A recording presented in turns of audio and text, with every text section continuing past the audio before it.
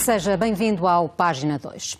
Médico, professor e investigador, foi diretor do Instituto de Farmacologia e Terapêutica da Faculdade de Medicina do Porto e foi o primeiro diretor do Instituto de Bioética da Universidade Católica. Também por isso foi recentemente condecorado pelo Presidente da República, que agradeceu, e passo a citar, o que não tem preço, mas tem nome. Bem-vindo, professor Walter Oswald. Muito obrigada por ter vindo. Aos 90 anos continua a acompanhar estudantes de doutoramento. O Presidente da República disse mesmo que teima em não envelhecer. Qual é a receita? É a bondade dele, mas e talvez precise de óculos, porque com certeza que envelheço muito, mas envelheço alegremente. Não tenho problema nenhum em aceitar uma coisa que é normalíssima. Às vezes perguntam-me exatamente qual é a receita e eu resisto à ironia fácil de dizer a receita é fácil, é ter nascido em 1928. A única razão específica para chegar a esta idade. Mas eu diria que faço um pouco aquilo que toda a gente sabe que se deve fazer para se ter uma longa vida, que é tentar viver moderadamente, não exagerar em coisa nenhuma. E ativamente também, não é? E ativamente. E ter interesse, que é fundamental. Depois de cada vez temos mais pessoas idosas. É um facto iniludível. E é preciso que essas pessoas envelheçam ativamente, como se costuma dizer, é um slogan, e está certo, mas também que essas pessoas entendam que têm de viver com interesses. Não simplesmente suportar a carga dos anos, ou queixar-se que já não conseguem fazer isto e aquilo. Claro que não conseguimos. À medida que envelhecemos, vamos perdendo capacidades, não qualidades.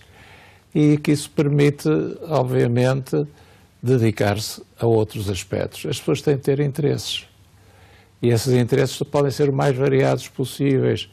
Eu não vejo porque, felizmente, já há muita gente que o faz, não vejo porque é que alguém não possa ocupar interessadamente e utilmente o seu tempo. E já vamos aos interesses a que o seu professor ainda se dedica. Reformou-se aos 65 anos, portanto é um professor aposentado. Concorda com a idade limite para exercer uma função pública, como o Governo parece? Concordo. É verdade que há pessoas que chegam aos 70 anos e que estão ainda com qualidades notáveis e que é pena que não se possa continuar a aproveitar o seu esforço se estiverem também interessadas nisso. Mas a verdade é que são situações relativamente excepcionais. E, por outro lado, na imensa maioria dos casos, as pessoas também anseiam por ter um certo repouso, por se verem livres de horários, por não terem de se levantar cedo. É outras coisas que as pessoas ambicionam e também poderem dedicar-se a algum hobby, alguma lateralidade da sua vida que se torna depois numa coisa essencial. É evidente que um colecionador de selos que nunca teve tempo suficiente para arrumar a sua coleção é capaz de ficar encantado por poder dispor de tempo para isso. E, sobretudo, se o tempo que ele vai dedicar for de interesse social. Se a pessoa pode fazer voluntariado, e hoje pode fazer voluntariado nas coisas mais diversas que se pode imaginar, e cada um tem talentos. Não há ninguém que não tenha talentos. E, por outro lado, abre também espaço às novas gerações para assumirem determinados cargos. E é preciso evitar. E, além disso, eu defendi sempre que não se deve estar muito tempo em determinadas funções. Funções que tive, sei lá, de presidente das mais variadas instituições, desde comissões de ética até comissões ministeriais e interministeriais, nunca estive mais que 10 anos em funções, porque as pessoas eternizam-se e depois já não têm soluções novas. As soluções que trouxeram gastam-se. E não é fácil a pessoa estar constantemente a ter impulsos novos, a não ser pessoas absolutamente excepcionais. Não é o comum. O comum é que temos uma maneira de ver, nova, fomos para aquele que vimos que podíamos fazer coisas decentes e novas, interessantes, fizemos, depois começa-se a rotinar e é difícil depois sair disso. E por isso não sou nada a favor de continuidades muito longas. E na minha vida sempre optei por isso. os mais variados sítios onde estive, voluntariamente pus um limite à prestação de serviço. Uma espécie de garantia de qualidade. Professor, como... E de dar qualidade aos outros. Porque depois podem surgir outros que têm ideias diferentes das nossas, podem ser piores, podem ser melhores, mas pelo menos são diferentes. Professor, como investigador, mas também como pensador, a morte sempre lhe interessou bastante, tem de resto vários livros publicados, e disse numa entrevista recente que falar da morte hoje em dia é uma coisa quase obscena. Porquê? Porque quando se fala de morte, e com certeza já teve essa experiência, as pessoas manifestam horror e repulsa. Dizem, que horror! Não falo disso, parece impossível. Isso é a mesma coisa que se faz com as obscenidades. A gente também fica a dizer, parece impossível, afaste lá isso. Que coisa, não vamos falar de coisas dessas. E, portanto, já está um pouco a ideia das pessoas. A morte sempre assustou as pessoas. A ideia da finitude, de que há um fim, que as pessoas já não vão ter aquilo que tinham, que vão deixar de ter o contacto com as pessoas que estimam, que amam, que são significativas e fundamentais, naturalmente, e depois não saber o que é que se passa. E depois, ninguém sabe, ainda ninguém voltou depois de morto para contar como é que foi. E, portanto, há uma certa inquietação nas pessoas. E, durante muito tempo, isso foi considerado como uma normalidade e até chegou a ser obsessão porque as pessoas morriam cedo. Hoje, que as pessoas morrem muito mais tarde e que muitas vezes morrem já num estado de decrepitude, a questão da morte tornou-se já pouco interessante e não podendo vencer a morte, porque não temos hipótese nenhuma, nem acredito, apesar das tentativas das pessoas dizerem que é possível prolongar a vida indefinidamente, considero isso do ponto de vista biológico uma pura fantasia, e do ponto de vista filosófico um horror. Que as pessoas permanecessem longamente ou até para sempre, que assim misturadas com os recém-nascidos e com os jovens. Portanto, é muito cético relativamente a esta corrente da medicina anti-envelhecimento.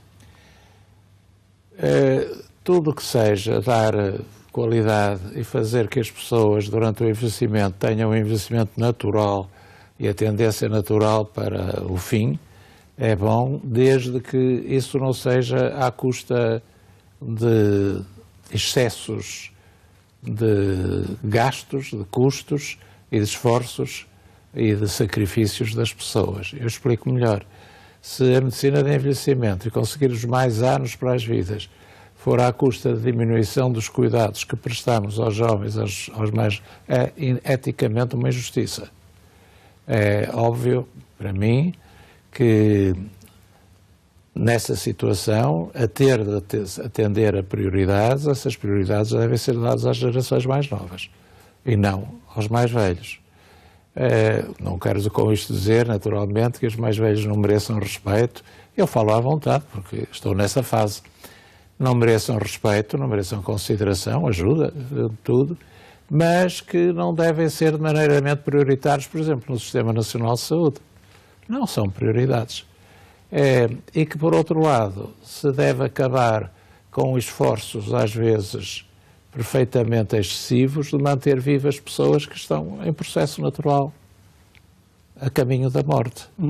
Quer dizer, pessoas que estão que se prevê que estejam aquilo que costumamos chamar cuidados paliativos, não é? Quer dizer, que estão a meses, a um ano, ou coisa parecida, de morrer e prevê-se que a morte se vai dar, não devem ser feitos esforços desesperados, nem recorrer a técnicas custosas, difíceis e existentes em poucas quantidades, em pequena quantidade, quer dizer, para realmente, porque isso vai prejudicar outros. E esses outros têm, na meu ver, prioridade. Percebe que portanto, sem qualquer, sou um opositor absoluto da eutanásia. Isto não tem nada a ver com eutanasiar velhos. Tem que ver com aceitar que as pessoas morrem. E, portanto, que a morte natural, o fim natural, não deve ser impedido. Deixar morrer, não fazer esforços desesperados, frenéticos e, ao fim e ao cabo, sem êxito. Esse é, de resto, um dos grandes desafios atuais da bioética, não é? A tecnologia aplicada à saúde, mas sem limites. sem limites não pode ser, quer dizer, o desejo de adiar sempre, cada vez mais, de lutar desesperadamente. A pessoa está em estado de falência de órgãos, vê-se que é fatal, que vai morrer, e depois ainda se lhe vai fazer uma diálise, ou faz-se ainda uma quimioterapia, um doente com cancro, 2 dias antes de morrer. Por amor de Deus, respeitem as pessoas. Mas parece-lhe que na comunidade médica essa teoria fez o seu caminho? A resistência maior vem dos familiares e dos próprios doentes? Vem dos doentes não, vem sobretudo dos familiares. Eu compreendo que as pessoas, às vezes, será por motivos menos nobres, mas será por amor, mas às vezes será por motivos menos nobres porque se sentem culpadas de não terem dado o apoio que deviam enquanto as pessoas estavam com saúde. E então fazem, faça tudo, doutor, faça tudo, tudo o que for necessário. Nem que sejam medidas que só vão adiar horas ou dias a morte. E eu acho isso impróprio, eticamente não aconselhável, ou até muito censurável, porque se está a ter menos respeito por um processo que deve ser revestido toda a dignidade, que é um processo único na vida de uma pessoa, que é a morte. Falávamos há instantes dos desafios da bioética. Há colegas seus que dizem que é preciso desenvolver uma bioética e um biodireito, também legislar, que corrijam os exageros provocados pelas pesquisas científicas. E falamos de manipulação genética, falamos também da eutanásia, mas de uma série de... Deixe-me dizer-lhe que, em primeiro lugar, que não existe nenhuma oposição entre a ética e a ciência. A ética não é um guardião malévolo que impede os cientistas de continuarem a fazer as suas investigações.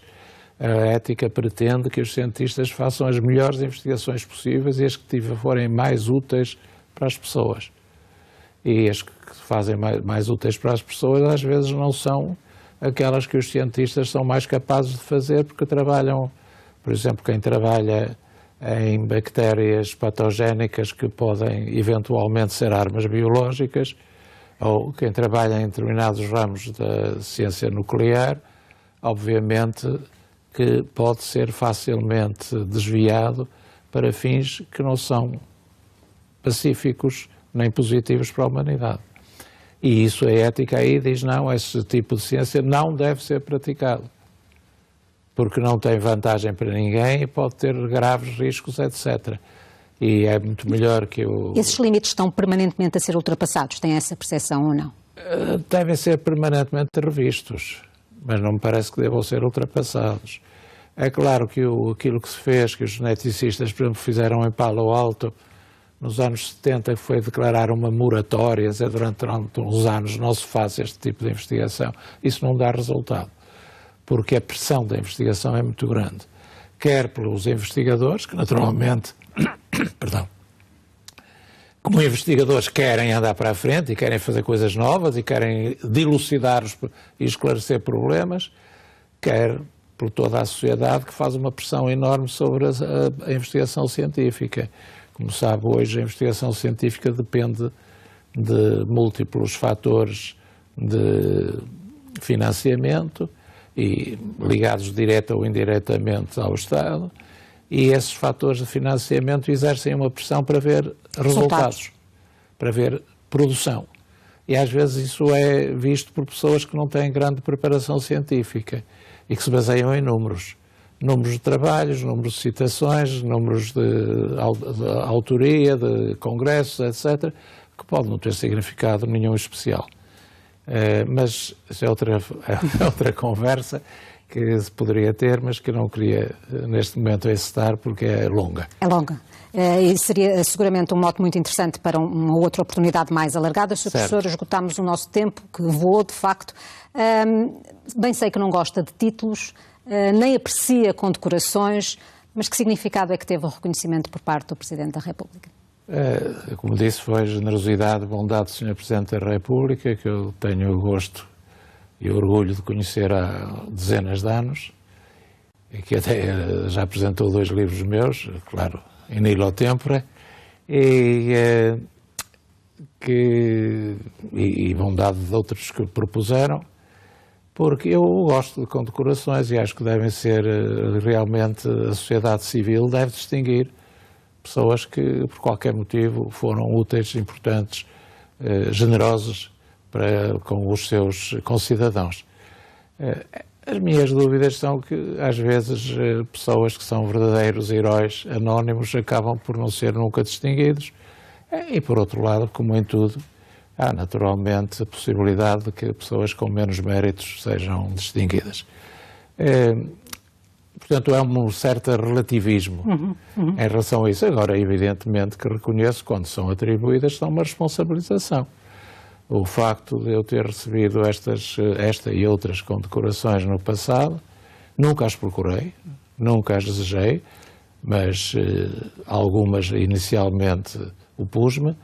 Depois recebi uma do Santo Padre João Paulo II pelo correio, sem ter sido consultado, nem ter sido ouvido, e evidentemente que não ia devolver. E depois, por isso, também não pude recusar outras nacionais que me foram atribuídas. São seguramente... Mas responsabilizam.